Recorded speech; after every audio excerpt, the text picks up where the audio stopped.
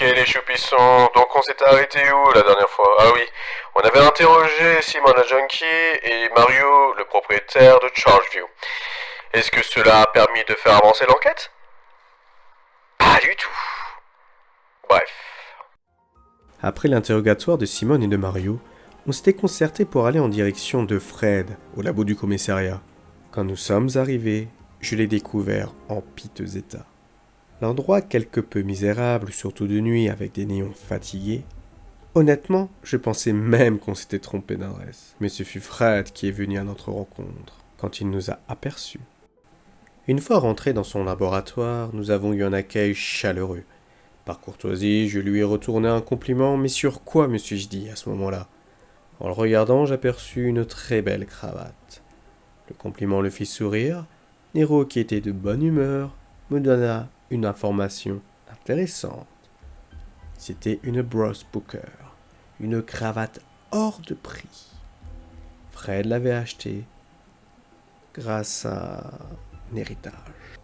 Quelle chance de cocu qu'il avait, hein. Sacré vénard. Et le pire, c'est qu'il avait même pas de femme. Après ces quelques instants de rigolade, Nero voulait avoir les informations sur la scène de crime. Un ticket de bus avec des informations partielles. Nous pûmes entrecouper les informations grâce à l'arrêt qu'elle avait pris avant d'arriver au Chargeview. Fred nous donna une information intéressante. Il n'y avait plus de bus qui passaient par là depuis les émeutes. C'était pour cela que nous avions trouvé un reçu de taxi. Fred sortit de son armoire poussiéreuse un manuel des compagnies de taxi de la ville. C'était 5 compagnies au total qui pouvaient nous donner des informations à propos de notre victime. Je voulais avoir d'autres indices, mais malheureusement rien de bien probant. Elle avait juste le strict minimum. Une nouvelle fois, Nero me surprit en parlant de placement financier. Seuls ces hommes mûrs pouvaient comprendre ce genre de choses. Je remercie l'agent Fred des précieux renseignements. En sortant, nous fûmes contactés par le commissariat de Millennium pour nous aviser que le cadavre de la victime venait d'arriver. Nous commençâmes notre enquête par les taxis de Pathivecrest. Je ne voulais pas m'éparpiller, nous venions d'avoir des informations à propos des compagnies de taxi, ce que j'ai proposé à mon partenaire, qui fut du même avis que le mien. La Pathivecrest Company était sur un terrain délabré, et pour seul habitat des roulottes. Elle se situait à l'extrême sud de la ville. Là, une femme aux yeux noirs, avec d'immenses bracelets d'argent à chaque poignet, nous a ouvert la grille. Elle se prénommait Zaraï. Je dois dire qu'elle était un poil intimidante. Il nous questionna d'emblée de notre venue. Était-ce pour un taxi?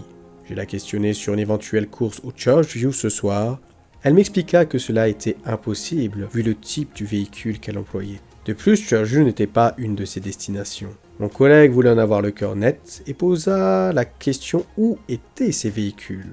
Zaraï expliqua qu'il n'y en avait qu'un, et il était à Chapelle. Pour essayer une approche différente, je lui ai posé la question des origines du nom de la compagnie. Elle me répondit que c'était romani, tzigane, Pathivecrest qui voulait dire les dirigeants honorables, et qu'ils existaient avant Antioche. Pour ne pas changer, Nero, qui faisait du Nero, mit les pieds dans le plat et demanda si ça trafiquait un petit peu.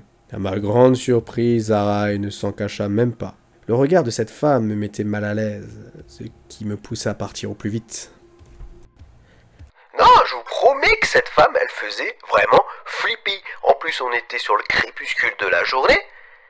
Elle aurait pu nous jeter tous les sorts et malédictions qu'elle aurait voulu, si on l'avait un peu trop embêté. Heureusement, Nero était calme à ce moment-là. Après être rentré dans le véhicule, j'ai proposé d'aller voir les taxis de Raja.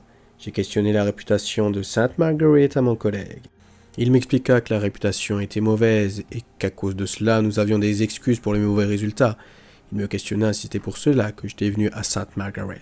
J'étais arrivé premier de ma promo et c'est le hasard qui a choisi ma place. Nero m'expliqua un proverbe. Tu n'habites pas Sainte Margaret, c'est Sainte Margaret qui t'habite. Je ne savais pas à ce moment-là, mais j'avais le sentiment que j'allais me plaire ici. Nous arrivâmes à la Millennium Soleil Plaza. La compagnie se situait au fond d'une impasse. Il y avait des Indiens autour d'un biryani. Un homme à la chemise blanche et lunettes se leva et se présenta au nom de Hamish. Il nous questionna sur une éventuelle course et expliquant un tarif plus cher la nuit. Nero posa la première question sur le moyen de locomotion. Des rickshaws.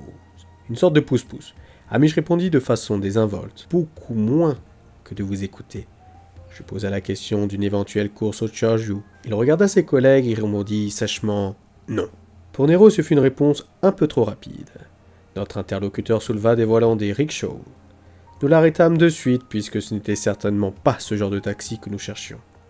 Ayant légèrement faim, parlant à voix haute, en disant que l'odeur du curry était drôlement appétissante, ce qui fait plaisir à Hamish, en expliquant que son cousin tenait le meilleur restaurant de la ville. Nous avions reçu des bons de réduction. Après cela, nous décidâmes d'aller à la troisième société de taxi, les LM Transport Limited, en direction de St. Margaret Sud. Nous trouvâmes seulement un panneau délaissé, le cas d'école de la société Écran, soupira Nero. Après cet échec, nous entreprenions la visite de la 4e compagnie. Nous avons été accueillis par le patron de la compagnie des taxis noirs, Edgar, un petit homme avec un flat top et qui parcourait les hangars des véhicules avec un relevé à la main. Comme un très bon perroquet, je repose la question une énième fois. Edgar donna une réponse sèche. Nero vit que j'allais m'énerver, c'est pour cela qu'il posa une question pour faire diversion. Edgar avait en fait repris l'affaire familiale qui avait 50 ans. J'ai pu retrouver mon calme pour continuer les questions.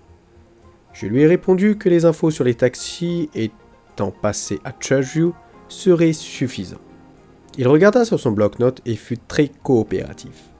Il avait trouvé notre gars, un certain Singh. Un type réglo, il était passé par le Chargeview. Nero répondit à sa manière. Nous ferons notre propre jugement, qu'il soit réglo ou pas. Edgar nous décrivit son gars, un sikh très religieux et très pacifique. Une piste était enfin trouvée. Nous voudrions parler avec lui. Edgar nous expliqua qu'il était sur une course et proposa de l'attendre. Nero n'était pas contre cette idée si on lui servait un café. Je préférais aller voir ailleurs en attendant, ça ne servait à rien d'attendre un mec. On ne savait même pas quand il allait rentrer. Edgar nous promit de passer un coup de fil dès qu'il rentrait. Nous avions enfin trouvé une piste. À mon grand étonnement, Nero me proposa d'aller voir Adolphe, la personne d'entretien de l'hôtel. C'est vrai qu'il m'était complètement sorti de la tête. Qu'allait-il nous donner de plus comme information ? Où aurions-nous une meilleure piste avec le chauffeur Singh ? Ces questions, à ce moment-là, étaient en suspens.